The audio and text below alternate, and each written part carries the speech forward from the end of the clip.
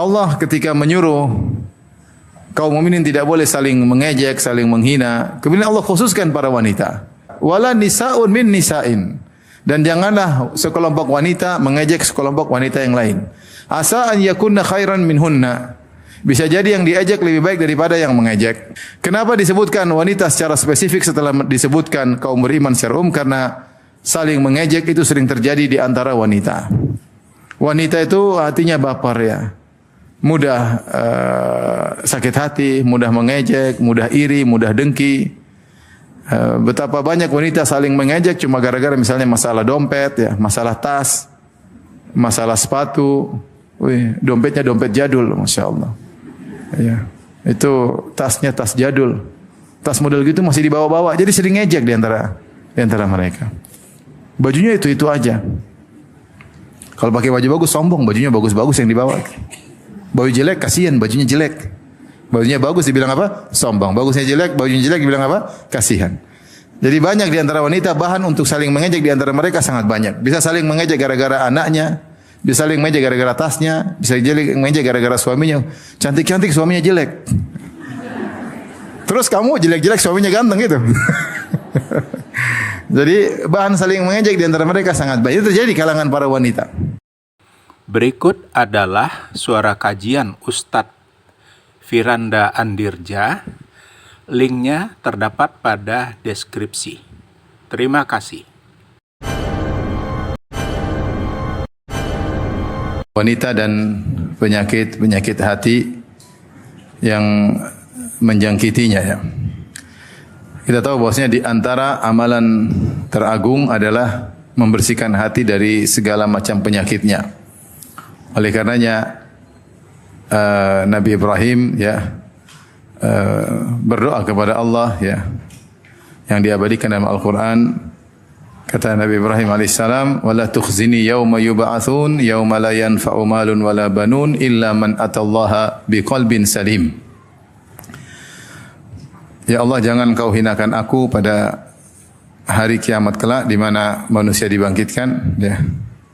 Yaitu hari di mana tidak bermanfaat lagi namanya harta dan juga anak-anak tidak bisa menolong kecuali orang yang bertemu dengan Allah biqalbin salim, dengan hati yang bersih, yaitu bersih dari segala penyakitnya.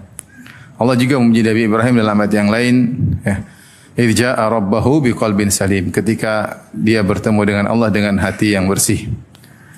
Demikian juga dalam hadis ketika Rasulullah SAW ditanya, "Ayyun nasi afdal?" Manusia mana yang paling afdal? Maka Rasulullah SAW berkata, "Kullu makhmumil qalbi saduqil lisan." Setiap orang yang hatinya dimakhmum, yaitu disapu, yaitu hati yang disapu, dan yang lisannya sangat jujur.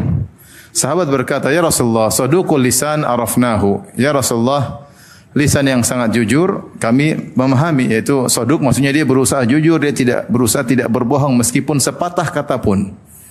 Dia berusaha jujur dalam segala hal.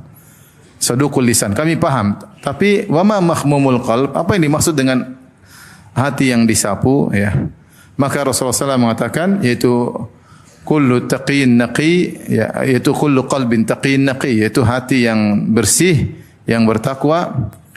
La ithma fihi wala ghilla wala hasad, hati yang tidak ada dosa padanya, tidak ada hasad, tidak ada dengki. Rasulullah menggunakan istilah makhmumul qalb, yaitu hati yang disapu, isyarat bahwasanya hati itu sering didatangi kotoran.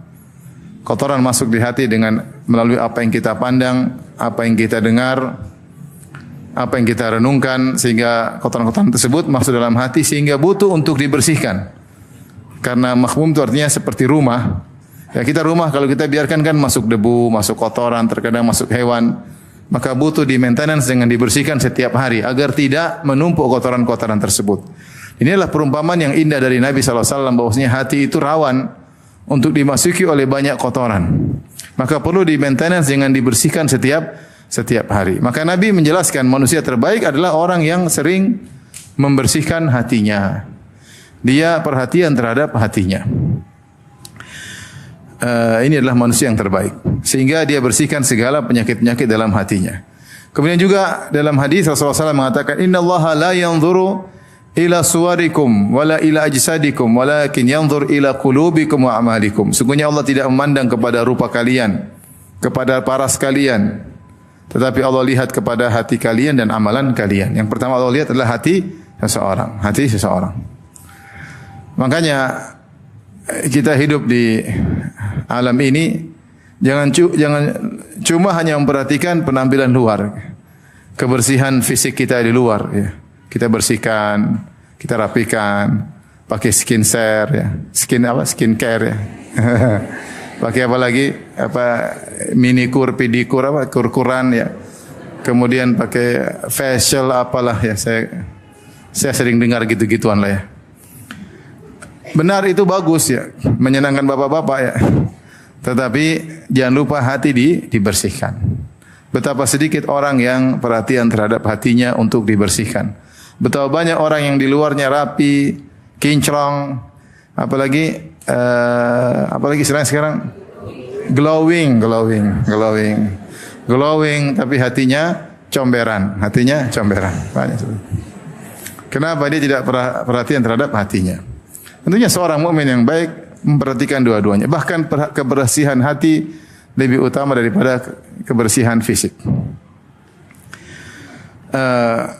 Oleh karenanya, di antara amal soleh yang terbaik adalah berusaha membersihkan hati. Karena tadi Rasulullah ketika ditanya, ayun nasi afdal, manusia yang terbaik, itu manusia yang suka membersihkan hatinya. Seperti rumah yang selalu dia sapu setiap hari. Ya. Maka Ibnu Rajab Al-Hambali pernah berkata, afdhalul a'mal salamatu sadr min anwa'il syahna'i kullihi. Ya.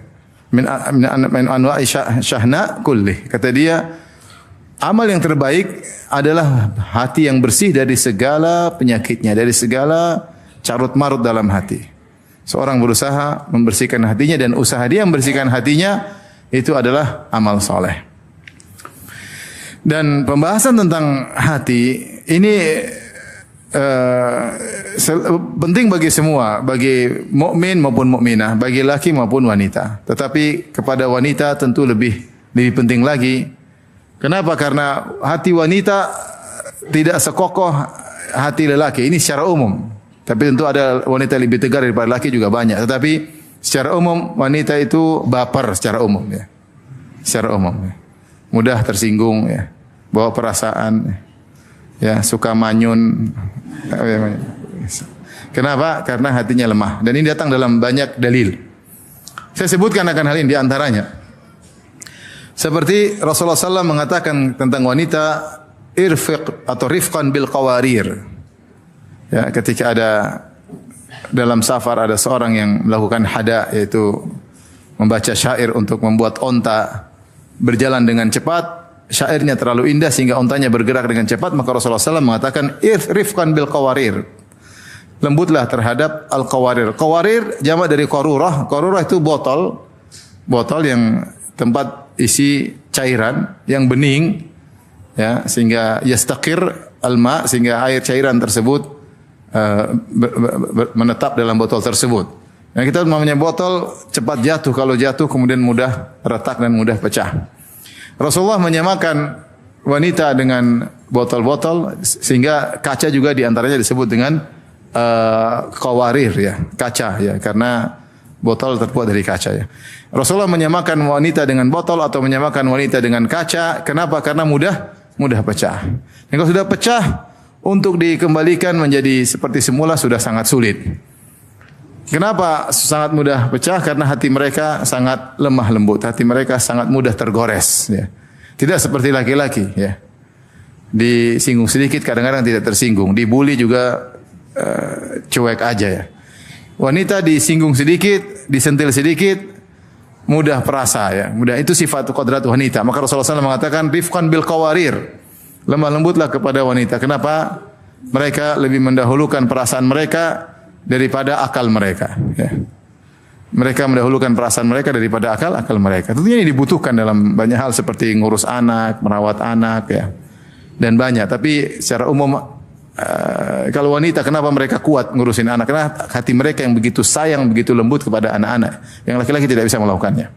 Tapi dalam hal yang lain hati mereka mudah tergores. Kalau dia tergores susah untuk diperbaiki. Sudah disakiti ingat melulu ya.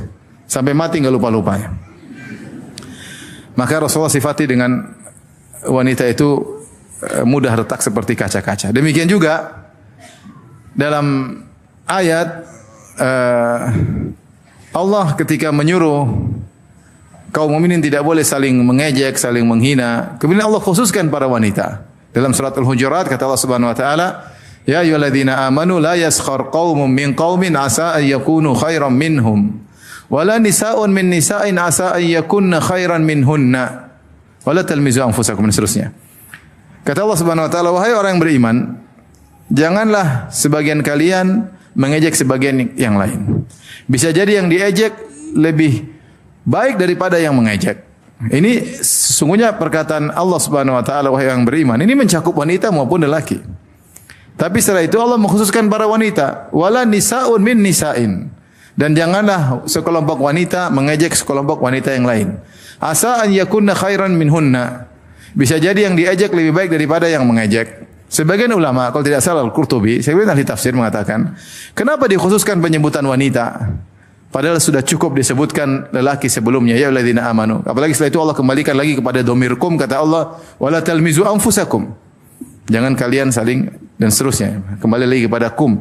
Kenapa disebutkan wanita secara spesifik setelah disebutkan kaum beriman secara umum? Karena saling mengejek itu sering terjadi di antara wanita. Wanita itu hatinya baper ya. Mudah sakit hati, mudah mengejek, mudah iri, mudah dengki. Betapa banyak wanita saling mengejek cuma gara-gara misalnya masalah dompet ya, masalah tas, masalah sepatu. Wih, dompetnya dompet jadul, Masya Allah. Ya, itu tasnya tas jadul. Tas model gitu masih dibawa-bawa. Jadi sering ngejek di antara mereka. Bajunya itu aja. Kalau pakai baju bagus sombong, bajunya bagus-bagus yang dibawa. Baju jelek kasihan, bajunya jelek. Bajunya bagus dibilang apa? Sombong. Bagusnya jelek, bajunya jelek dibilang apa? Kasihan. Jadi banyak di antara wanita bahan untuk saling mengejek di antara mereka sangat banyak. Bisa saling mengejek gara-gara anaknya, bisa saling mengejek gara-gara tasnya, bisa mengejek gara-gara suaminya. Cantik-cantik suaminya jelek. Terus kamu jelek-jelek suaminya ganteng gitu. Jadi bahan saling mengejek di antara mereka sangat banyak. Itu terjadi di kalangan para wanita. Bukannya laki-laki tidak ada juga. Ini kenapa dikhusus? Karena lebih banyak terjadi para wanita. Kenapa? Karena hati mereka mudah baper. Perasaan mereka begitu sensitif. Itu para wanita. Demikian juga makanya wanita ya disebutkan dalam hadis Nabi SAW dilarang untuk banyak berziarah kubur. Kata Rasulullah SAW, la'anallahu zawaratil kubur. Allah melaknat wanita yang sering ziarah kubur. Kenapa wanita dilarang sering ziarah kubur? Ini ada khilaf dengan para ulama. Apakah wanita secara mutlak tidak boleh ziarah kubur? Ataukah yang dilarang cuma terlalu sering ziarah kubur? Saya lebih condong pada pendapat kalau terlalu sering dilarang. Kenapa terlalu sering dilarang? Karena wanita kalau di ziarah kubur dia tidak bisa mengontrol hatinya. Apalagi ziarah kuburan anaknya misalnya, kuburan orang tuanya. Maka dia kalau sering dia sering nangis. Kalau sering nangis, akhirnya banyak kemaslahatan yang tidak bisa dijalankan.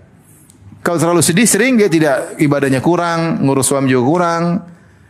Dan akhirnya banyak mudarat, efek domino yang timbul gara kesedihan yang terlalu sering. Makanya wanita dilarang untuk sering ziarah kubur. Bila laki-laki disuruh sering ziarah kubur. Karena mungkin lihat dunia perlu ke ziarah kubur untuk ingat akhirat. Wanita padahal ada manfaat yang sama-sama ingat akhirat, tapi wanita dilarang terlalu sering karena hati mereka yang tidak kuat. Demikian dalam hadis kita tahu bahwasanya niyahah meratap termasuk dosa besar, meratapi orang sudah meninggal.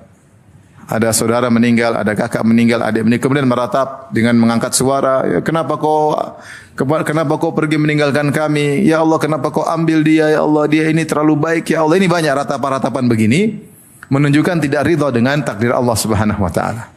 Ini berlaku pada laki-laki maupun perempuan. Tetapi datang dalam hadis dengan lafal wanita secara khusus.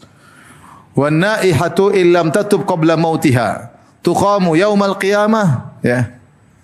Alaiha sirbalun min qatiran wa dir'un min jarab. Atau kama qala Nabi sallallahu alaihi wasallam.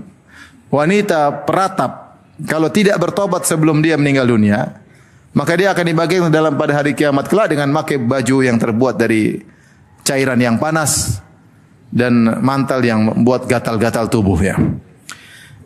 Disebut naihah, wanita yang meratapi. Kenapa? Karena yang banyak yang meratapi adalah wanita. Kalau ada kematian yang meratapi lama itu para wanita. Kenapa mereka mudah meratapi? Karena hati mereka sensitif. Laki-laki lebih tegar ketika menghadapi ujian. Ini saya katakan secara umum. Tidak semua laki-laki lebih tegar dari wanita. Ada wanita lebih tegar daripada laki, ada. Tetapi secara umum namanya niyahah sering terjadi pada para wanita. Kenapa? Lemahnya hati mereka. Dan bahkan disebutkan oleh Nabi sallallahu alaihi wasallam di akhir zaman ketika muncul Dajjal, Rasulullah SAW mengatakan yanzilu Dajjal fi hadhihi sabghah, ya. Dajjal akan turun di daerah ini. Kemudian kata Rasulullah SAW, fayakunu aktsara man yakhruj ilaihi an-nisa. Dan ketika Dajjal turun itu sekitar Madinah. Dajjal masuk Madinah enggak bisa. Maka dia singgah di daerah namanya Al-Jurf kalau tidak salah. Itu sekitar kota Madinah. Maka kemudian orang-orang banyak penasaran ingin ikut Dajjal dan paling banyak yang keluar ikut Dajjal para wanita. Para wanita. Artinya mungkin di zaman itu entah mereka dengar isu-isu tentang Dajjal yang sakti, entah jadi kepo, pingin tahu, pingin terpengaruh dengan syubhatnya Dajjal, sehingga yang paling banyak keluar mengikuti Dajjal para wanita.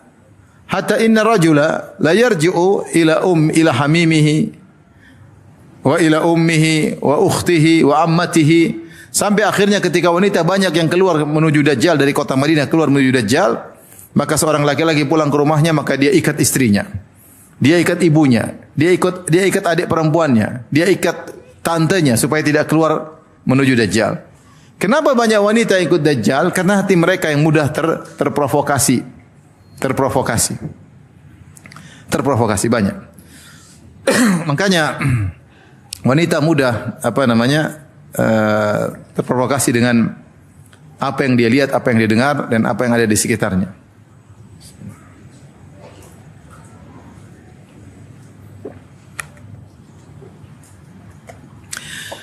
Para ibu dirahmatillah subhanahu wa ta'ala. Ini semua saya bawakan sebagai dalil bahwasanya wanita itu hatinya mudah sensitif, ya, baper. Bahkan ketika Allah menyebutkan tentang para penyihir, Allah sebutkan para penyihir wanita. Ketika Allah mengatakan min syarrin naffatsati fil uqad. Tentu penyihir laki-laki ada, penyihir yang berduel dengan Nabi Musa adalah penyihir laki. Tapi ketika Allah sebut dalam surat Al-Falaq, qul a'udzu birabbil falaq min syarri ma khalaq. Kemudian Allah mengatakan min syarrin naffatsati fil uqad. Dan berlindung dari para penyihir-penyihir wanita yang meniup di buhul-buhul. Ar-Razi dalam tafsirnya Mafatihul Ghaib menyebutkan kenapa disebutkan naffatsah, yaitu para penyihir yang meniup buhul-buhul penuh wanita, karena sihir kalau dilakukan oleh dukun wanita lebih dahsyat. Kenapa lebih dahsyat? Karena hatinya luar biasa, kalau dendam-dendamnya luar biasa. Kalau jahat-jahatnya luar biasa, kalau keji-kejinya luar biasa. Sehingga ketika hati yang benar-benar dendam tersebut, yang jahat tersebut, kerjasama dengan syaitan, maka melahirkan sihir yang sangat apa? Dahsyat. Ya. Ini secara makanya mungkin lebih berbahaya penyihir wanita daripada penyihir apa? Lelaki. Lebih bahaya nenek sihir daripada kakek sihir.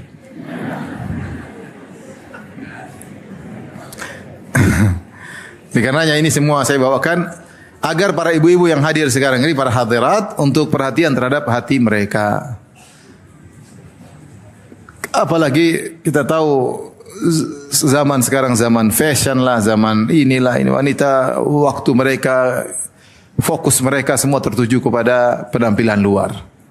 Mereka lupa bahwasanya penampilan batin, kebersihan batin itu lebih utama dengan tidak melalaikan kebersihan luar. Sungguh indah jika seorang wanita mengumpulkan keduanya, hatinya dia bersihkan, sebagaimana dia cantikkan hatinya dan dia juga cantikkan fisiknya. Taib, kita bicara tentang penyakit-penyakit hati. Penyakit-penyakit hati ada dua model. Penyakit-penyakit yang terkait antara seorang dengan Allah Subhanahu wa taala. Yang kedua, penyakit hati terkait seorang wanita atau seorang manusia dengan manusia yang lainnya. Dua-duanya adalah model-model penyakit yang harus dijauhi, kalau sudah menimpa harus segera diperbaiki. Ya. Adapun model pertama, penyakit-penyakit hati terkait dengan Rabbul Alamin, tentang Allah Subhanahu wa taala. Seorang harus berjuang untuk memperbaikinya. Seperti apa? Seperti misalnya tidak ridha dengan takdir Allah Subhanahu wa taala. Tidak ridha dengan rizki yang Allah berikan kepadanya. Ini penyakit. Ini yang membuat banyak wanita merasa sengsara padahal sebab bahagia ada. Padahal sebab bahagia apa? Ada. Kebahagiaan kembali kepada hati. Kapan hati kita bersih, kita bahagia. Kapan hati kita kotor, maka kita tidak bahagia. Meskipun penampilan luar kita luar biasa, mungkin naik di atas mobil yang mewah, mungkin ditemani oleh bibi-bibi, pembantu-pembantu, dayang-dayang kanan kiri. Ya. Mungkin tidur di kamar rumah yang mewah, kamar yang luas, tempat tidur yang mahal, tapi kalau hatinya berpenyakit, dia tidak bahagia. Makanya di antara kebahagiaan penghuni surga adalah mereka memiliki hati-hati yang bersih. Allah sebutkan dalam Al-Quran, وَنَزَعْنَا مَا فِي سُدُورِهِمْ مِنْ غِلٍّ تَجْرِي مِنْ تَحْتِهِمُ الْأَنْهَارِ. Kami cabut dari dada mereka kedengkian-kedengkian, sehingga mereka masuk surga yang mengalir di bawahnya sungai-sungai. Dalam ayat yang lain, وَنَزَعْنَا مَا فِي سُدُورِهِمْ مِنْ غِلٍّ إِخْوَانًا عَلَى سُرُرٍ مُتَقَابِلٍ. Kami cabut penyakit-penyakit ghil, dengki dari hati mereka, jadilah mereka ikhwanan, penghuni surga saling bersaudara, ala sururin mutaqabilin, mereka di atas tempat tidur saling berhadapan dengan penuh semangat. Jadi karena apa? Karena tidak ada penyakit hati sama sekali antara satu dengan yang lain. Sehingga ketika mereka berhadapan, mereka ngobrol dengan semangat, dengan senang hati. Kenapa tidak ada penyakit hati? Tapi kalau kita ngobrol sama orang yang kita jengkel, yang kita dengki, tentu beda ekspresi kita ketika kita ngobrol. Allah sebutkan di antara keindahan surga, kenikmatan surga adalah hati yang bersih. Makanya dalam hadis yang sahih, ketika kaum mukminin sudah selamat dari sirat, yang sirat adalah jembatan yang diletakkan di atas matni jahannam, di atas permukaan neraka jahannam, mereka lewat. Setelah mereka berhasil lewat, mereka dikumpulkan di qantarah, suatu lokasi mereka dikumpulkan. Untuk apa? Kata Nabi, hatta idza hudzibu wa nuqqu, ketika mereka sudah dibersihkan. Itu hati mereka dibersihkan sebelum masuk surga. Sebelum masuk surga. Kenapa? Mungkin sebelum itu di antara mereka ada yang saling kisos ketika sebelum sirat. Sehingga ketika mereka disidang oleh Allah mungkin ada kejengkelan, mungkin ada kedongkolan di antara mereka. Maka sebelum masuk surga Allah bersihkan dulu. Karena siapa yang hatinya kotor sedikit pun tidak bisa masuk surga. Kata Allah, "Tibatum fadkhuluha khalidin." Bersihlah kalian, maka silakan masuk surga dengan kekal di dalamnya. Jadi ini nikmat ya. Orang yang hatinya bersih, dia adalah orang yang paling bahagia. Meskipun mungkin dengan keterbatasan ekonomi, mungkin dengan keterbatasan paras yang mungkin tidak begitu cantik seperti yang lainnya. Tapi ketika hatinya bersih, dia wanita yang paling bahagia. Wanita yang paling bahagia. Mungkin hidup di rumah sederhana, fasilitas sangat sederhana. Mungkin dia tidak naik motor, naik sepeda. Ya. Suaminya biasa-biasa saja. Tas juga mungkin tas pinjaman. Tapi dia murah senyum. Kenapa dia murah senyum? Hatinya bersih. Dia bahagia. Kenapa dia bahagia? Hatinya bersih. Coba orang misalnya cantik jelita, mobil mewah, ya, pembantu banyak, rumah mentereng, kemudian duit banyak, ATM banyak, ya, kartu kredit juga banyak, tapi hatinya kotor, dengki, hasad, suudzon sama Allah, tidak terima takdir Allah Subhanahu wa taala. Apakah ini orang bahagia? Tidak bahagia. Makanya dapati sebagian orang kaya narkoba. Kenapa? Dia cari kebahagiaan. Ada kebahagiaan hilang. Narkoba. Kalau enggak bisa bahagia narkoba, dia minum khamar untuk menghilangkan kepenatan dalam kepalanya. Jalan keluar khamar. Enggak kuat lagi menghadapi beratnya kehidupan, masuk diskotik. Joget sana, joget sini, zina sana, zina sini. Duit banyak, tapi tidak bahagia. Mungkin dia orang terkenal, betapa banyak orang bersandiwara seakan-akan dia bahagia. Mau pejabat kayak, mau artis kayak, mau apa kayak. Tapi hidupnya sengsara. Saya tahu ada seorang seperti itu. Kalau keluar di depan publik, Masya Allah, seperti orang mesra, rumah tangga yang indah, tapi pulang ke rumah bercakar-cakaran ya. Jadi kebahagiaan itu ketika hati apa bersih. Kita ini kan cari bahagia di dunia sebelum akhirat. Sini kita sering berdoa, Rabbana atina fid dunya hasanah wa fil akhirati hasanah wa qina adzabannar.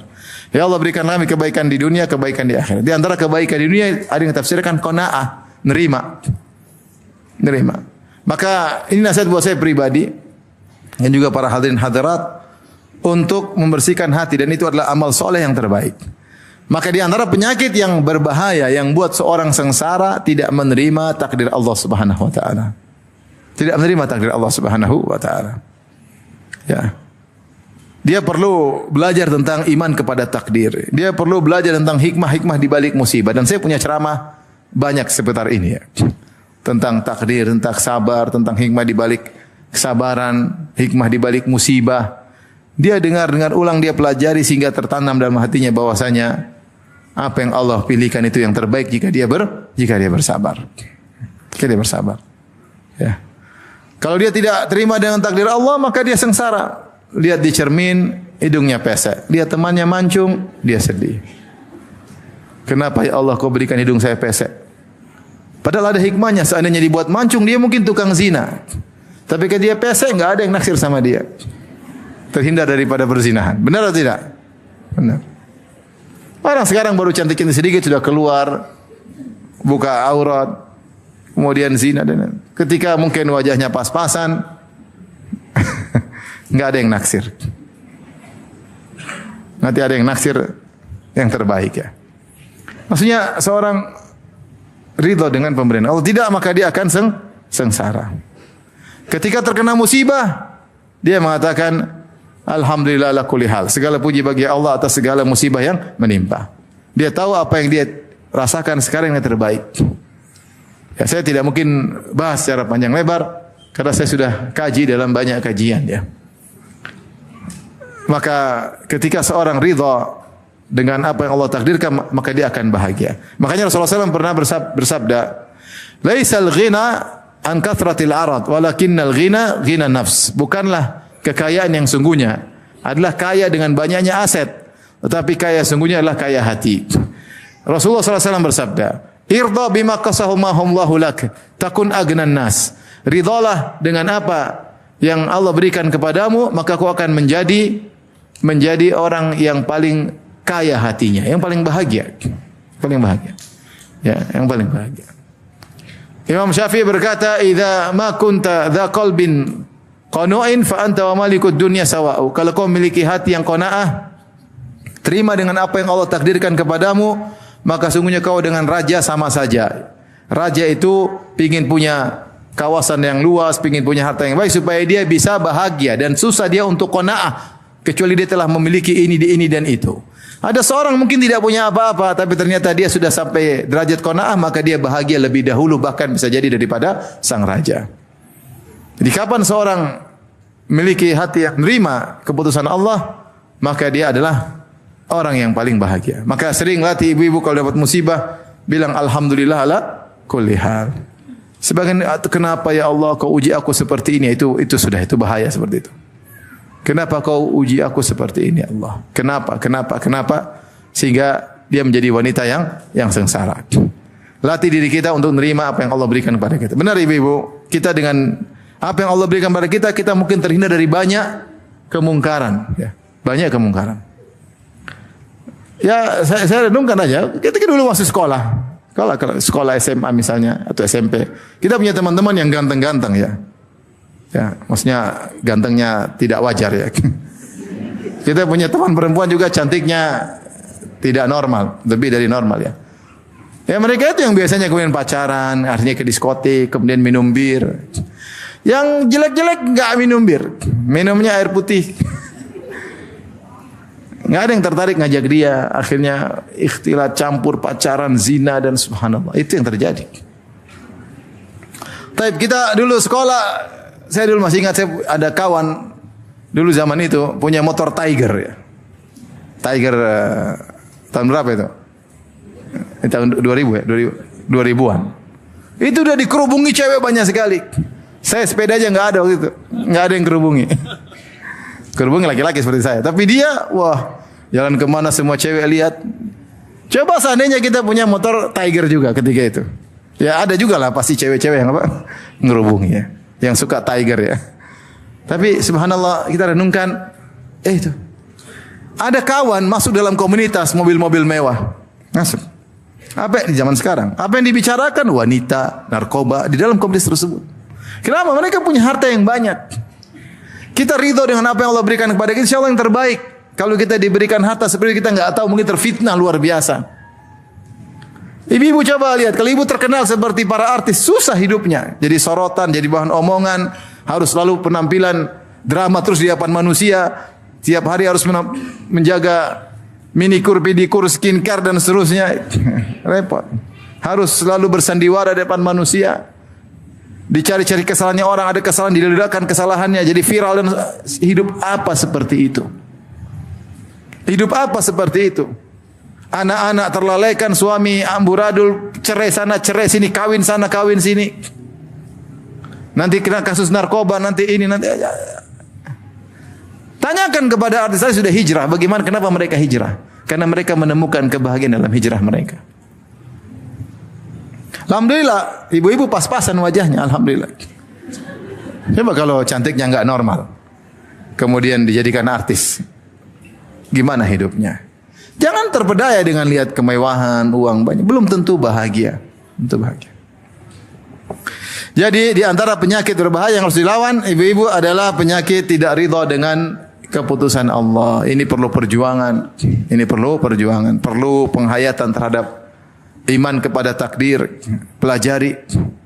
Ya, bahwasanya apa yang Allah takdirkan kepada aku itu yang terbaik jika aku sabar menerimanya. Tapi di antara penyakit juga yang berbahaya, yang membuat kita tidak bahagia, membuat kita sengsara, adalah suudzon kepada Allah Subhanahu wa taala. Suudzon. Berburuk sangka kepada Allah Subhanahu wa taala, ya.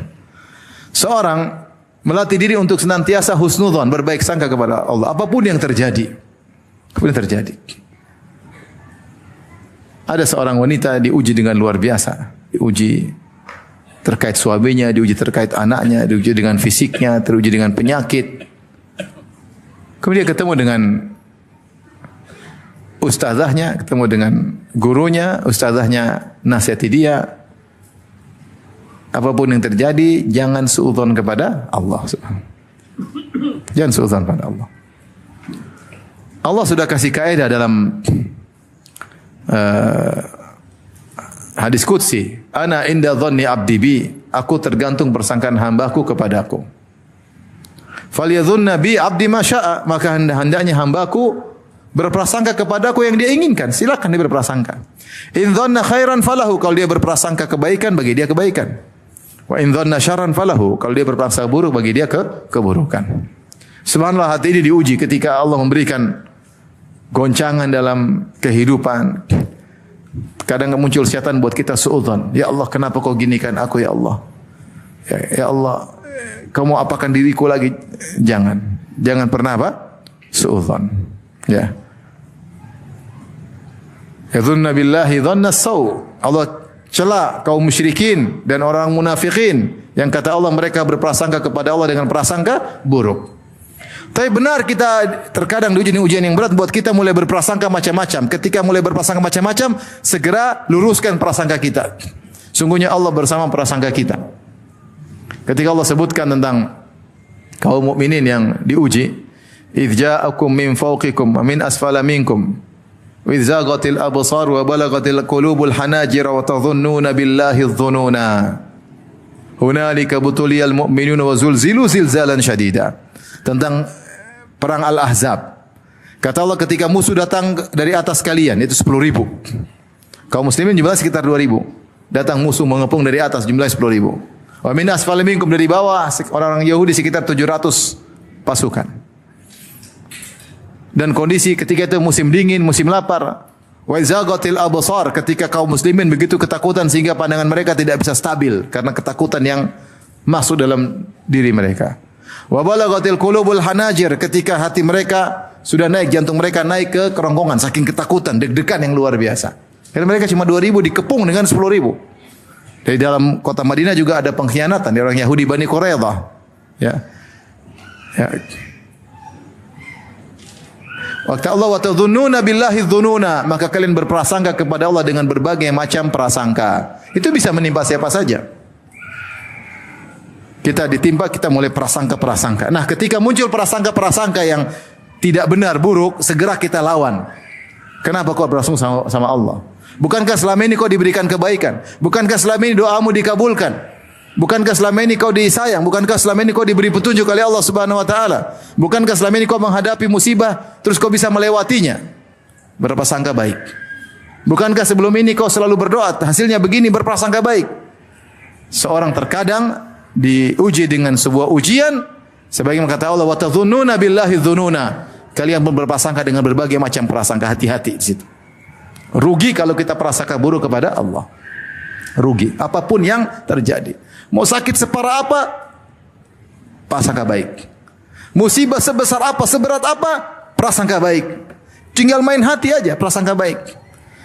Ingat firman Allah, wa huwa arhamur rahimin, dialah Allah yang paling maha penyayang, yang paling maha penyayang. Saya sering sampaikan akan hal ini. Ketika Nabi Ayub berdoa, dia berkata, anni masaniyad dhurr wa anta arhamur rahimin. Ya Allah, sungguhnya aku ditimpa dengan penderitaan, ya sakit yang parah Nabi Ayub. Wa anta arhamur rahimin, dan engkau adalah zat yang paling sayang di antara yang menyayangi. Kalau ibuku sayang kepada aku, kalau istriku sayang kepada aku, anak-anak sayang kepada aku, saudaraku sayang kepada aku, Allah lebih sayang daripada mereka semuanya. Kenapa? Aku ciptaan Allah. Allah yang berikan aku rizki. Allah yang berikan aku hidayah. Allah yang berikan aku, menyiapkan prasarana untukku. Husnudzan kepada Allah Subhanahu wa taala. Qul huwar rahmanu amanna bihi wa alaihi tawakkalna.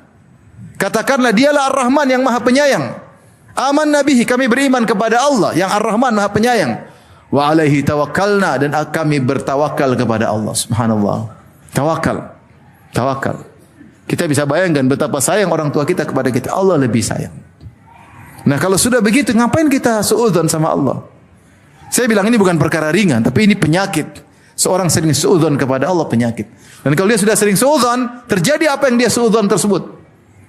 Dia berprasangka buruk, mulai dia terjatuh sesuai dengan yang dia sangkakan. Seorang senantiasa berprasangka baik, sampai terkena musibah bilang apa? Alhamdulillah ala kulli hal. Segala puji bagi Allah atas segala keputusannya. Di balik ini pasti ada hikmahnya. Pasti ada hikmahnya. Enggak mungkin enggak ada hikmahnya. Ya. Sehingga seorang kemudian tidak berprasangka buruk kepada Allah. Suatu hal yang sangat rugi berprasangka buruk kepada Allah. Seperti sifat orang-orang musyrikin dan sifat orang-orang munafikin.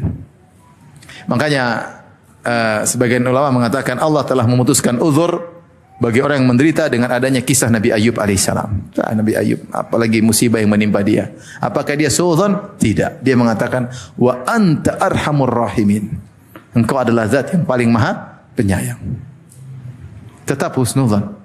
Tetap husnudzan. Taib, ini penyakit hati yang terkait antara seorang wanita dengan Allah Subhanahu wa taala. Saya nasihat dari saya pribadi dan juga para ibu-ibu, jangan sekali-sekali suudzon. Apapun beratnya musibah terkait suami kita, terkait anak kita, terkait ekonomi kita, tetap husnudzan.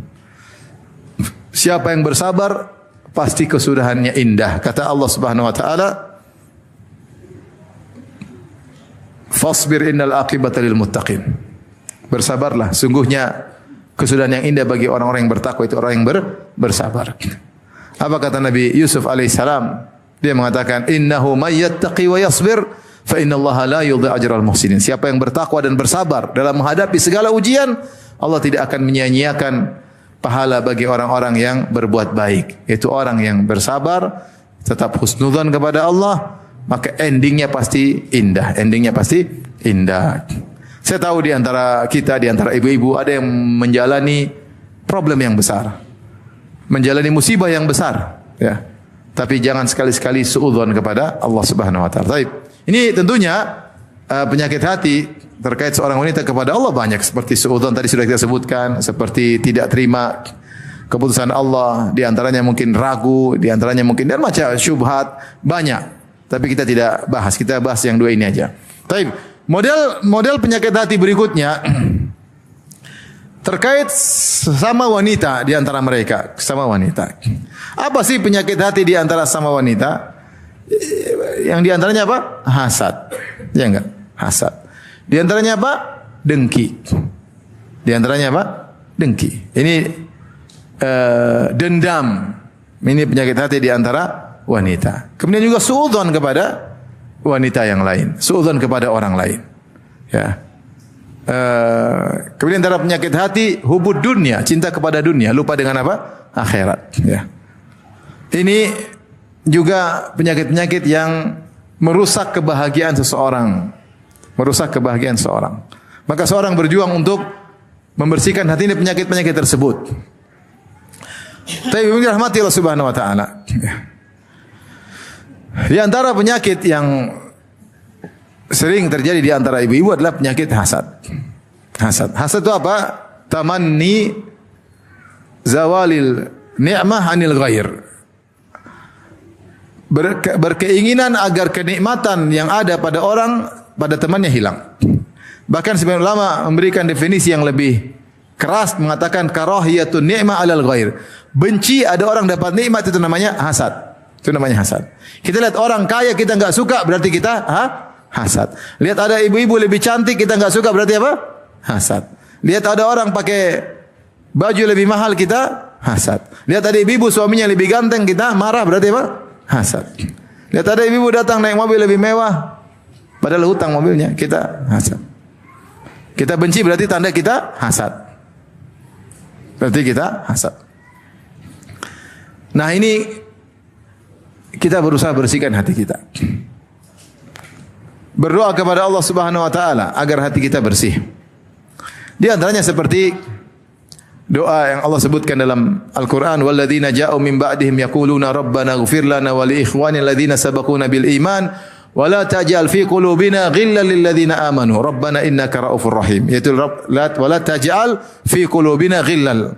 Ya Allah, janganlah kau jadikan dalam hati kami ada kedengkian, penyakit hati kepada orang yang beriman.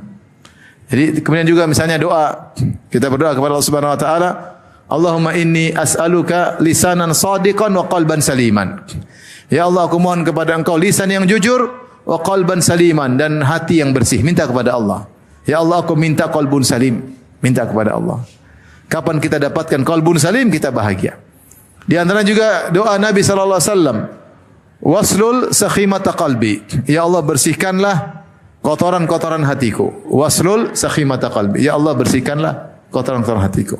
Dan doanya juga Allahumma hdi qalbi. Ya Allah, beri hidayah kepada hatiku. Kapan kita merasa saya kok hasad, ya Allah, bersihkanlah penyakit hatiku. Ya Allah, berilah petunjuk kepada hatiku. Berilah hidayah kepada hatiku. Kenapa saya harus hasad sama dia? Kenapa saya harus hasad sama dia? Dan di antara penyebab orang mudah hasad karena matanya terlalu sering melihat ke atas. Melihat kelebihan-kelebihan orang lain. Tidak melihat kepada yang ke bawah. Ini di antara yang buat orang mudah untuk hasad. Bahkan Nabi dinasihati oleh Allah Subhanahu wa taala, "Wala tamuddanna 'ainaika ila ma matta'na bi azwajam minhum zahratal hayatid dunya linaftinahum fih. Wa rizqu rabbika khairu wa abqa." Kata Allah Subhanahu wa taala, jangan kau panjangkan matamu wahai Rasulullah kepada kenikmatan-kenikmatan yang kami berikan kepada mereka, orang-orang kafir. Linaftinahum fi, kami sedang menguji mereka, fitnah mereka dengan harta tersebut. Wa rizqu rabbika khairu wa abqa. Tapi rizki Allah lebih baik dan lebih kekal. Kita kalau lihat yang punya lebih, segera perbaiki mindset kita. Orang yang punya harta lebih banyak hisapnya, iya enggak? Lebih banyak hisapnya. Dia punya mobil lebih mewah, hisapnya lebih banyak. Apakah Anda ingin dihisap lebih banyak? Tentunya tidak ingin. Dia jabatannya lebih tinggi, hisapnya lebih panjang.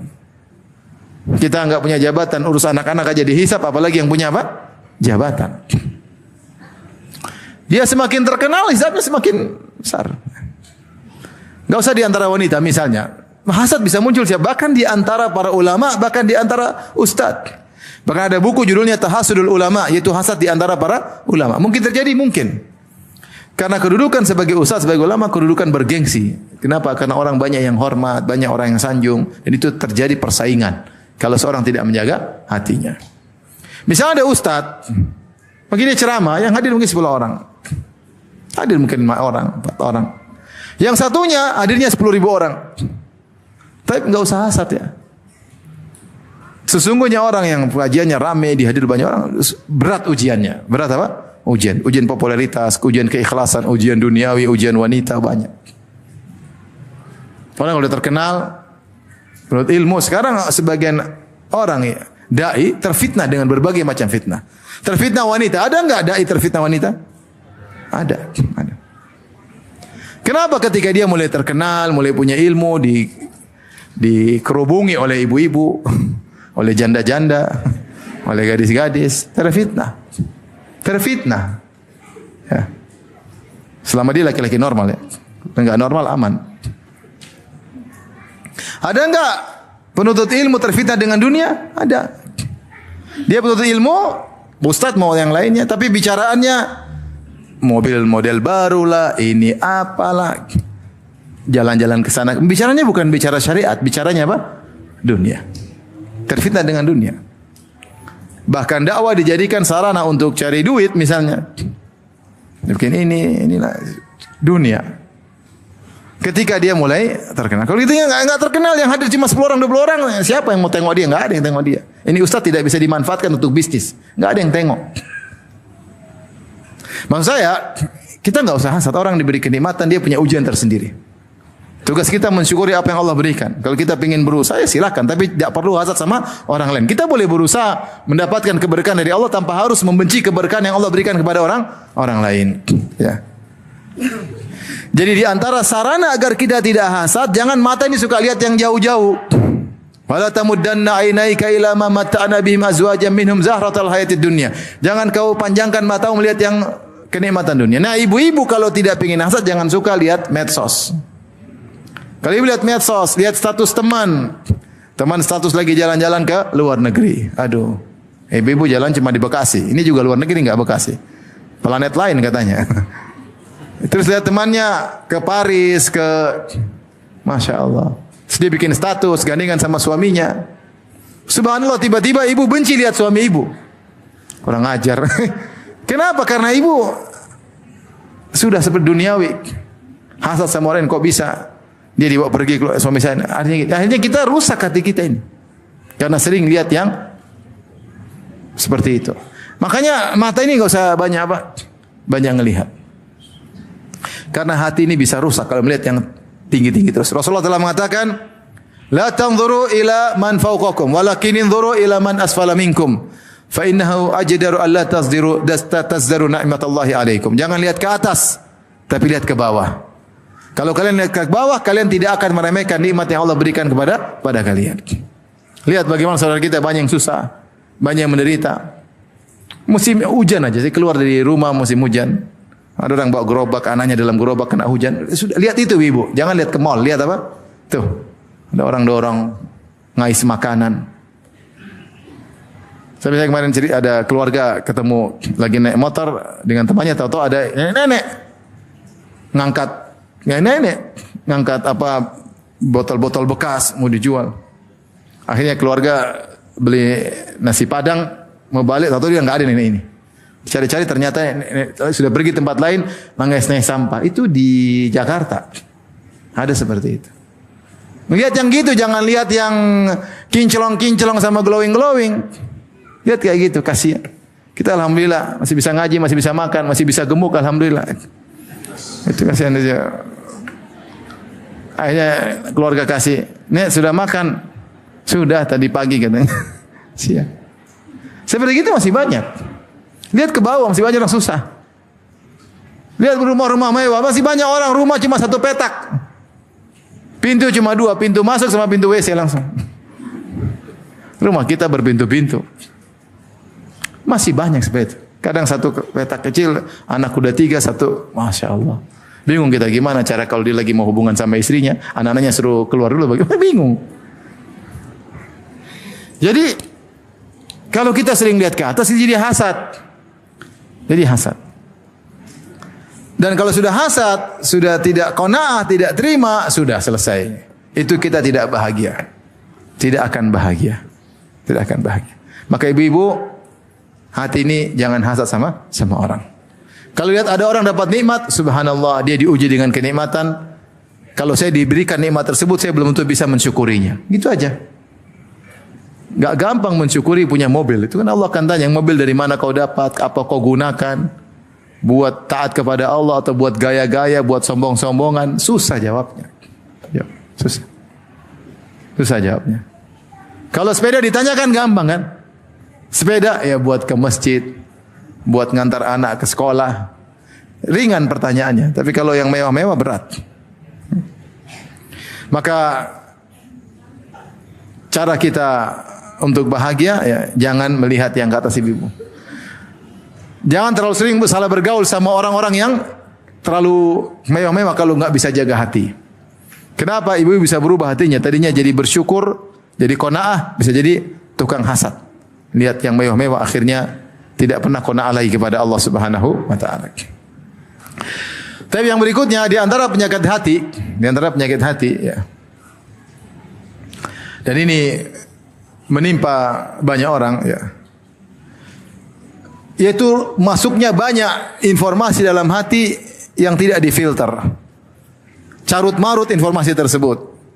Sehingga akhirnya mengetahui banyak hal yang buat hati kita ini akhirnya sulit untuk menerima ya, keimanan, ketakwaan. Kenapa? Sudah tersibukkan dengan perkara-perkara yang carut marut. Ya.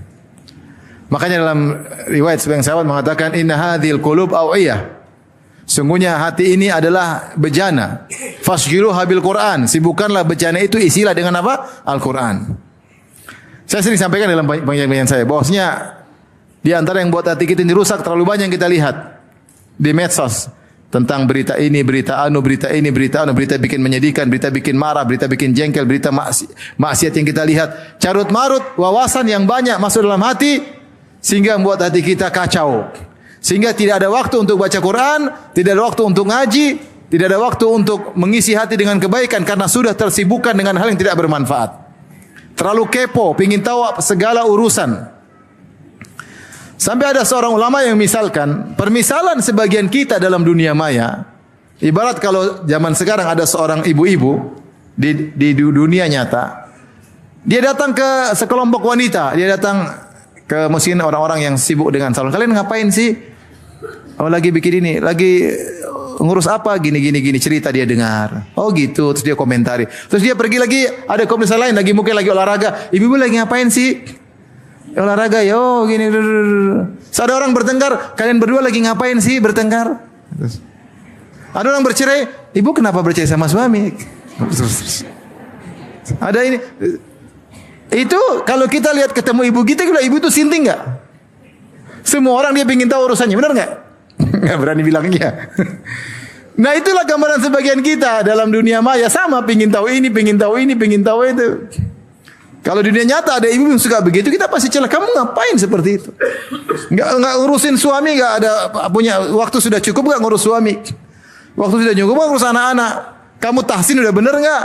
Salat sudah khusyuk belum? Kenapa ngurusin urusan banyak orang? Sebagian kita seperti itu kenyataannya. Tapi dalam dunia maya, klik ini pengin tahu, klik itu pengin tahu, klik ini pengin tahu. Akhirnya banyak informasi carut marut, yang baik maupun yang buruk, dengan berbagai macam cabang menyibukkan kita berpikir. Kalau sudah masuk informasi, pikiran kita nggak bisa konsen.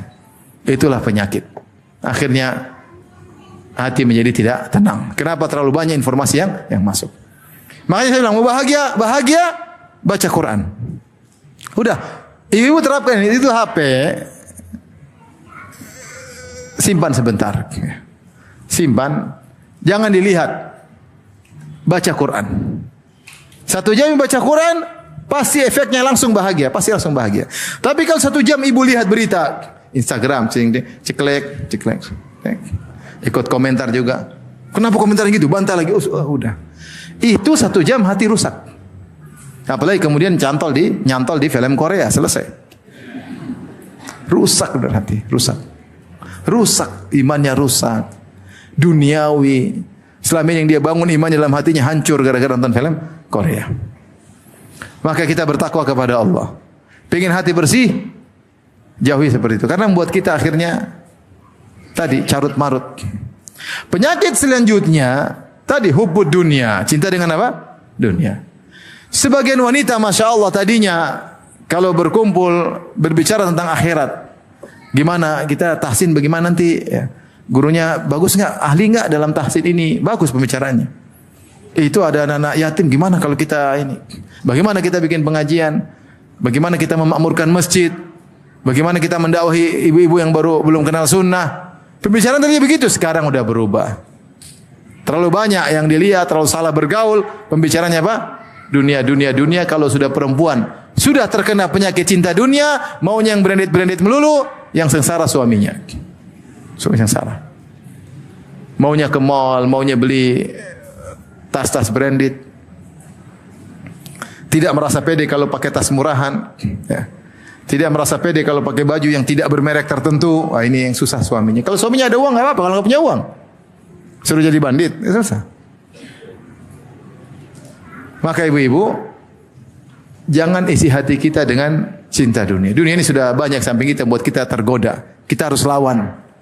Bagaimana cara lawan agar kita tidak orientasi dunia, ingat akhirat, ingat kematian.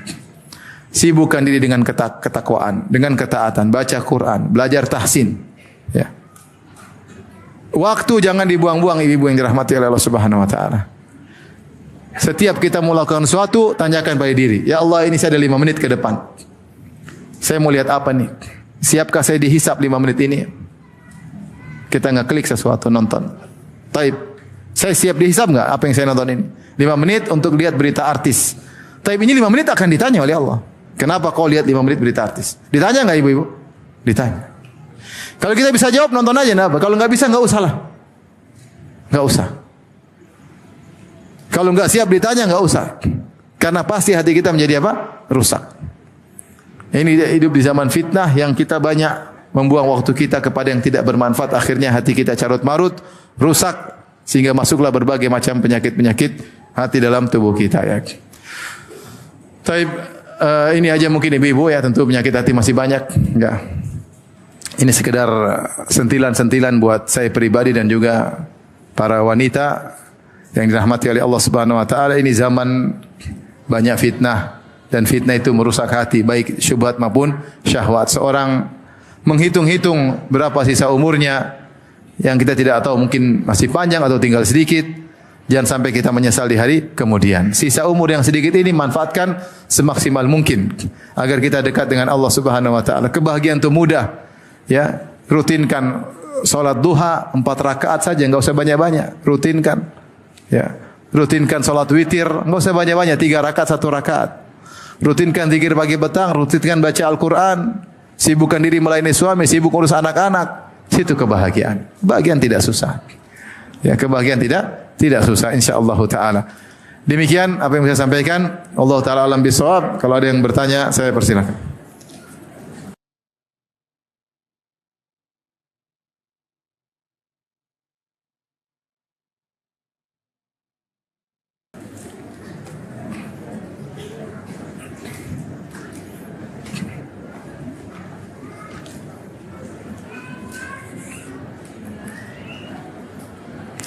Ustaz, apakah berkeluh kesah sama Allah termasuk suudzon atau menceritakan keadaan kita dalam kesulitan? Enggak, berkeluh kesah itu bukan suudzon, tapi minta cari solusi.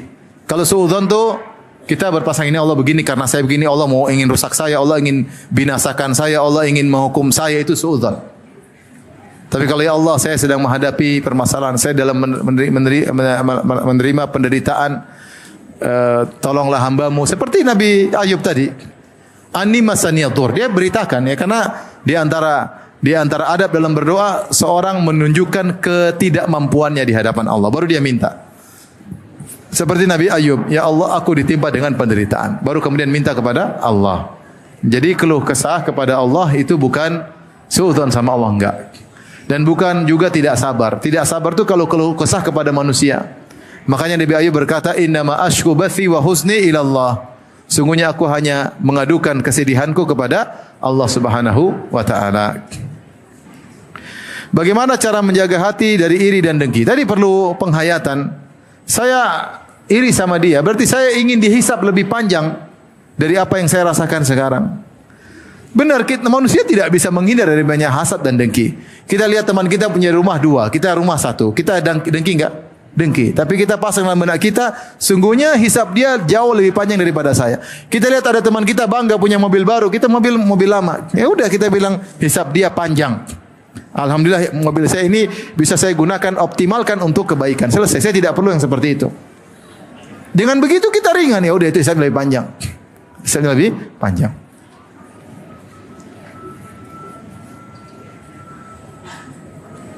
Ustaz, ana baru saja kehilangan anak pertama ana. Terkadang jika ana teringat dengan anak ana masih bersedih.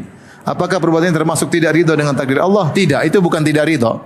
Tidak ridho itu kita ada protes. Ya Allah, kenapa kau ambil anakku? Enggak. Tapi kalau kita sedih, manusiawi. Makanya Rasulullah SAW ketika putranya Ibrahim meninggal, Rasulullah menangis atau tidak? Menangis. Karena putranya laki-laki salah satunya ketika itu masih kecil, belum 2 tahun, meninggal di pangkuan Nabi. Kata Nabi SAW, Innal qalba la yahzan, hati bersedih. Wa innal aina la tadma, dan sungguhnya mata mengalirkan air mata. Wala naqulu illa bima yurdi rabbana, namun kami tidak mengucapkan kecuali dengan perkataan yang berikan ridho kepada Allah. Jadi seorang ingat anaknya, dia menangis, dia bilang alhamdulillahi ala kulli hal. Ya akhi, kalau anak kita masih kita enggak tahu. Sekarang betapa banyak orang diuji dengan anaknya yang nakal. Ada banyak tidak? Banyak. Sebagian orang sampai bilang di telinga saya, Ustaz, kalau saya keluarkan uang 10 miliar, anak saya baik, saya mau. Kenapa? Anaknya lagi tidak baik. Banyak orang dipusingkan dengan anaknya. Ya, kita enggak tahu anak kita, ya, diambil oleh Allah mungkin yang terbaik. Seandainya dia hidup di kemudian hari, mungkin banyak fitnah yang menimpanya, susah untuk dia. Ya sudah. Ya. Ada kerabat, anaknya meninggal. Kerabat. Anak itu hafiz Quran. Kemudian sekolah di Madinah. Kemudian sakit menahun, setahun 2 tahun, kemudian meninggal. Saya diminta untuk kasih nasihat karena itu kerabat. Saya bilang anak ponakan kita diambil oleh Allah Subhanahu wa taala. Mungkin dipindahkan kepada kehidupan yang lebih baik. Kalau dia beriman, apa kita husnudzon, dia beriman, dia soleh, dia baik, masuk ke alam barzah, dia bahagia. Daripada dia di dunia kemudian apa? Tersiksa sakit-sakit yang menahun. Dan itu yang saya pikirkan ketika ibu saya meninggal. Saya bilang gitu, ibu saya meninggal pas COVID, dia kena gula. Dan saya tahu berapa tahun dia mengalami penyakit gula. Ya. Saya bilang mudah-mudahan meninggal. Kita sedih-sedih, tapi kita husnudzon, mungkin dia pindah kepada kehidupan yang lebih baik. Sama anak kita kalau dipanggil, ini teori, tapi kita harus seperti itu supaya kita husnudzon kepada Allah Subhanahu wa taala. Kalau dia besar, saya belum tentu bisa ngerawat dia. Ya akhi, betapa banyak orang di penghujung anaknya kacau. Ini saya ketemu teman-teman cerita. Anaknya di pondok, masya Allah, pintar. Begitu kuliah hancur.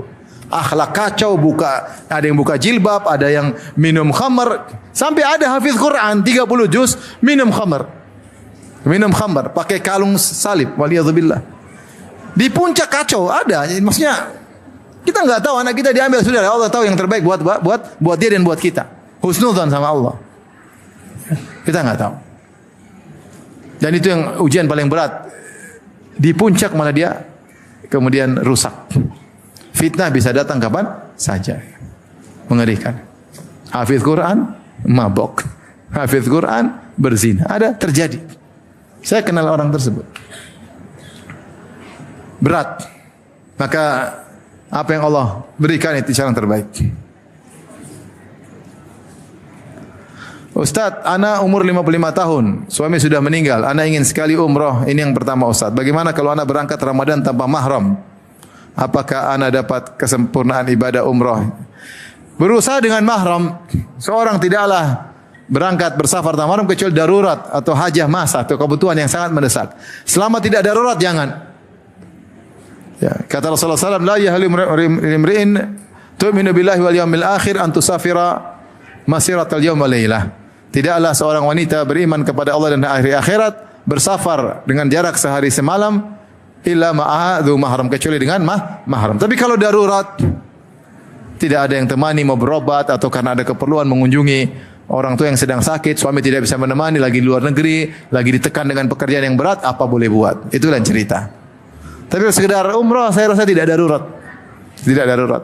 Maka seorang berusaha mencari mahram, kecuali tidak ada mahram sama sekali. Tidak ada mahram sama sekali. Ya mudah-mudahan tidak mengapa, tetap dia menjaga diri, tetap menjaga diri. Jangan bilang umur saya 55 sudah tidak ada yang menarik, tidak ada yang tertarik sama saya. Masih ada.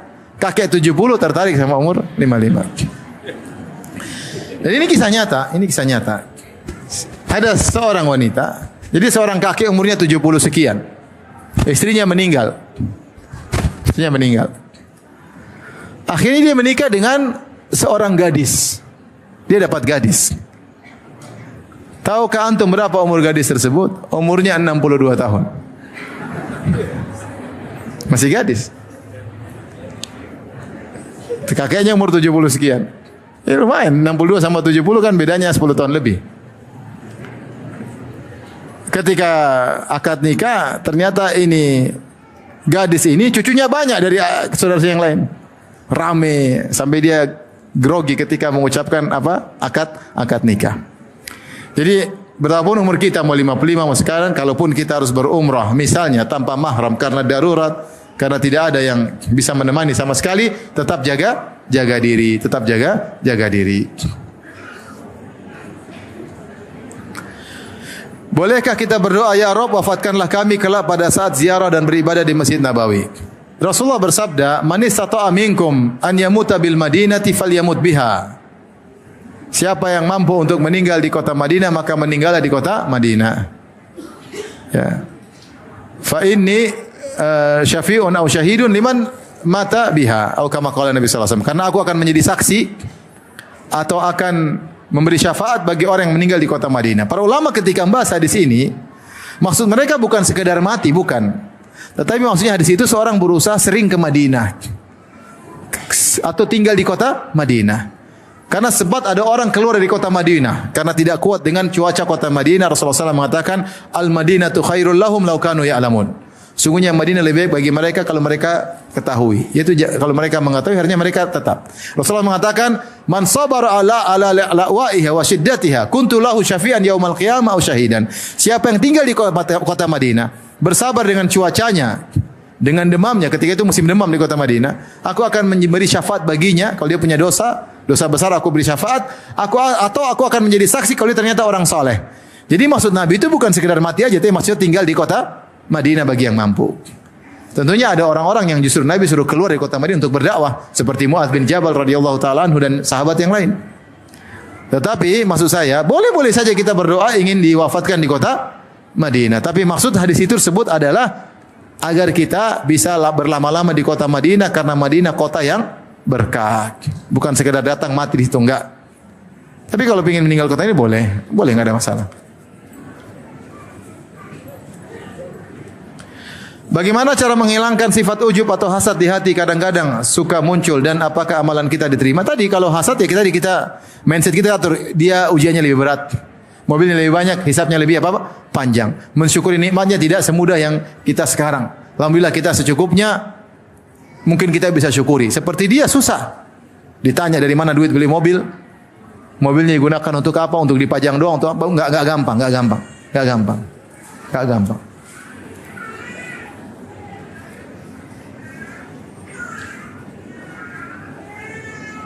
Saya diuji dari penyakit dan dari suami. Bagaimana untuk ikhlas dalam menghadapi ujian ini? Kaidah menyatakan semakin berat ujian di dunia, semakin indah di akhirat. Semakin pilu hati, semakin bahagia di akhirat. Makanya dalam hadis kata Rasulullah SAW, "Yawaddu ahlul afiyah hina yu'ta ahlul bala' ats-tsawab, law anna juludahum kuridat fid dunya bil maqarid." Ketika di akhirat kelak orang-orang yang nyaman-nyaman hidupnya dengan orang yang sering dikasih musibah diberi pahala. Dua-duanya mungkin masuk surga. Ternyata pahala yang diberikan kepada orang yang terkena musibah jauh lebih besar. Sampai-sampai orang yang nyaman-nyaman di dunia berkeinginan, seandainya kami dulu kembali dihidupkan di dunia, lantas kami diuji dengan kulit kami dipotong-potong dengan gunting besi. supaya kami merasakan kesakitan, kepedihan, agar pahala kami besar. Maka saya bilang kita semua tidak ada yang ingin diuji, tidak ingin pilu, tidak ingin nangis, tidak ingin sakit. Tapi kalau dapat sakit, pujilah Allah. Alhamdulillah ala kulli hal. Sungguhnya kalau kita sabar, pahalanya sangat luar biasa. Betapa banyak dosa-dosa yang diampuni. Siapa yang tidak ingin punya suami soleh? Semuanya ingin punya suami soleh. Tapi ternyata suaminya menyakitkan hati, sabar. Insya Allah diberikan pahala yang sangat besar.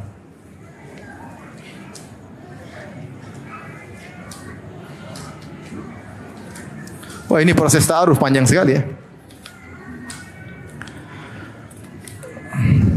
Perlu konsultasi sama Ustadz langsung ya.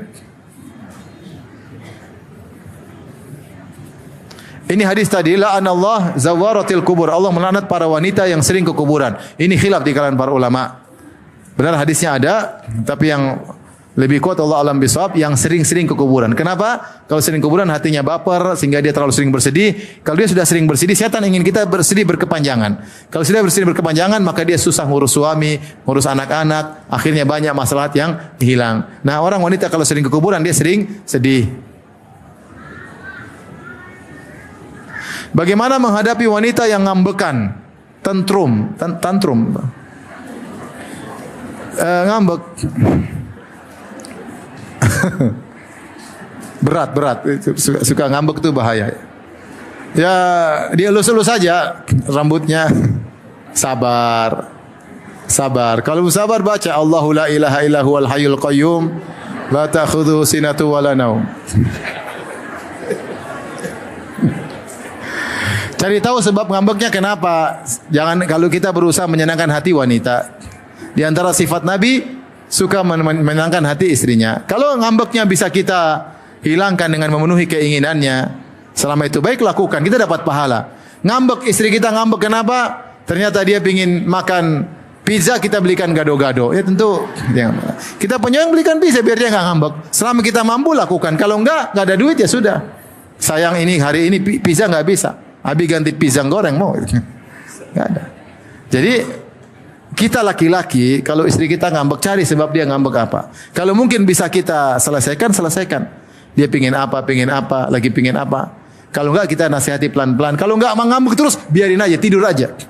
Tidur aja dibangun selesai, dia enggak ngambek insyaallah. Kalau masih ngambek tidur lagi.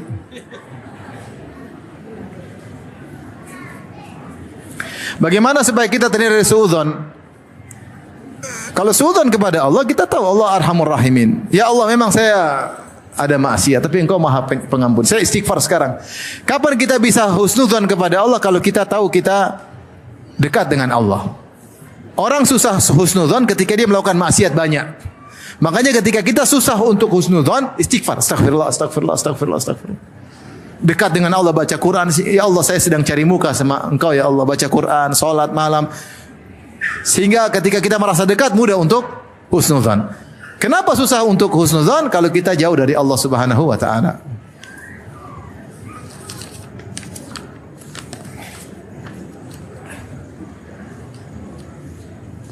Terkait perkara dunia, jika kita ingin beristikharah, bagaimana Allah menunjukkan jawabannya? Istikharah saja.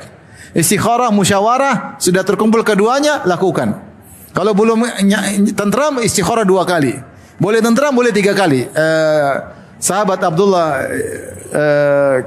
Ibn Zubair ketika Ka'bah diserang oleh Hajjaj bin Yusuf Al-Thaqafi, kemudian terbakar. Maka dia bingung, ini Ka'bah mau direnovasi atau dibongkar dibangun ulang. Maka dia salat istikharah 3 kali. Kemudian dia putuskan untuk bangun ulang. Jadi boleh kalau kita ragu, dan tidak usah nunggu wangsit, tidak usah nunggu mimpi. Ya, terkadang mimpi dari syaitan. Pokoknya kita bisa jadi diri Allah, bisa jadi kita enggak tahu. Oleh karenanya setelah kita istikharah musyawarah, lakukan yang kecenderungan hati, lakukan bismillah. Tidak ada penyesalan setelah istikharah. Apabila seorang suami tergoda kecantikan wanita lain saat di luar rumah, kemudian beliau peluang untuk menyalurkan pada yang halal untuk istrinya. Akan tapi istrinya merasa jika sang istri tersebut hanya dijadikan boneka pemuas nafsu. Apa sang istri berdosa karena memilih anggapan demikian terhadap suaminya? Apa yang dapat dilakukan oleh seorang istri agar tidak suudzon kepada suami? Suami balik pingin sama anti, berarti dia sayang. Kalau dia tidak sayang, dia tidak hasrat sama sekali. Suami tergoda wajar, itulah sifat lelaki. Lihat perempuan tergoda ya. Jangan lihat mukanya, lihat kukunya bisa tergoda. Orang wanita pakai cadar gini aja bisa tergoda nggak? Laki-laki bisa tergoda nggak? Bisa. Itu belum ternyata dibuka pesek giginya ompong. Begini, ekspektasi ada. Lelaki, dia normal. Dia pulang bukan jadikan istrinya boneka, enggak, dia bertakwa kepada Allah. Ini Allah perintahkan kepada saya menyalurkan kepada yang halal. Dan kalau ibu masih sering datangi suami, berarti dia sayang. Sebagian lelaki sudah tidak hasrat sama istrinya, enggak. Itu musibah seperti itu. Mungkin istrinya terlalu apa, dia sehingga tidak hasrat. Itu musibah. Kalau ada lelaki sering sayang sama istrinya, maka ibadah. Bayangkan ibu-ibu, Rasulullah mengatakan, la yahilu limra'atin antasuma ya wa zawjuha hadir, tidak halal bagi seorang wanita untuk berpuasa sunnah sementara suaminya tidak bersafar, lagi di kampung maksudnya. Kenapa? Karena tiba-tiba bisa saja suaminya ingin dilayani. Kata Nabi, dia tidak boleh puasa kecuali minta izin. Ibu puasa sunnah berat atau tidak? Berat. Dari pagi sampai maghrib, subuh sampai maghrib, berat. Itu puasa sunnah dibandingkan melayani suami, pahala lebih besar melayani apa? Suami. Jadi ibu semangat layani suami. Saya kasih gambaran ya. Puasa sunnah itu kan berat. Saya kalau puasa juga susah. Apalagi makanan banyak enak. Kalau nggak ada makanan masih gampang ya. Lagi puasa ada ini, ada anu, berat. Sampai malam, berat. Ternyata melayani suami lebih afdal daripada puasa sunnah. Sampai Aisyah mengatakan, saya punya utang puasa, saya tidak bisa melunasinya kecuali ketika bulan Sya'ban. Kenapa? Karena Rasulullah SAW. Yahya bin Sa'id al-Ansari menafsirkan karena Aisyah takut satu waktu Rasulullah ingin dilayani. Maka dia tidak sholat, tidak puasa, bahkan tidak mengqadha sebagian puasa, dia tunda. Kenapa? Di bulan Sya'ban Rasulullah sibuk puasa banyak. Saatnya dia juga puasa. Tidak ingin, Rasulullah lagi pingin, kemudian dibilang saya lagi puasa, kan jadi nggak enak. Misalnya seorang laki-laki datang ke istrinya, sayang kamu cantik, saya lagi puasa, kan nggak enak. Yaudah kamu jelek deh, kemudian jadi. Tapi kalau dia nggak puasa, dia siap melayani. Jadi ibu-ibu, kalau suami masih ingin datang ibu, bersyukur, berarti ibu masih dihasratin. Ini kasus nyata, ada kawan, dia datangi istrinya, dia kerja di kantor, ini cerita nyata, dia datang di kantor, dia bos, pegawainya, ya mungkin cantik, nggak cantik, ya mana pokoknya perempuan. Dia lagi istirahat, tahu-tahu pegawainya ketuk, siang Pak, ini Pak, ada yang, ini Pak, ini Pak, dengan senyum. Namanya anak buah pasti senyum nggak?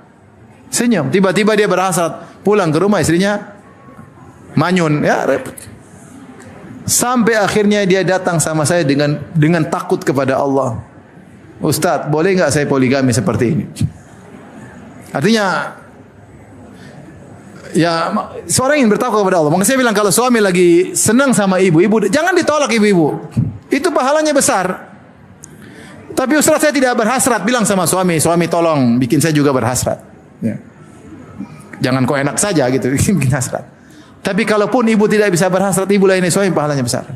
Niatkan karena Allah Subhanahu wa taala. Sampai wanita mau puasa saja disuruh minta izin sama suami, agar suaminya ketika ingin bergaul dengannya tidak merasa risih atau enggak enak.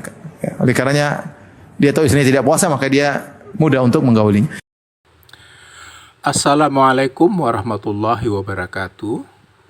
Penonton yang dirahmati Allah, bagaimana pendapat Anda dengan tema kajian kali ini? Bermanfaatkah?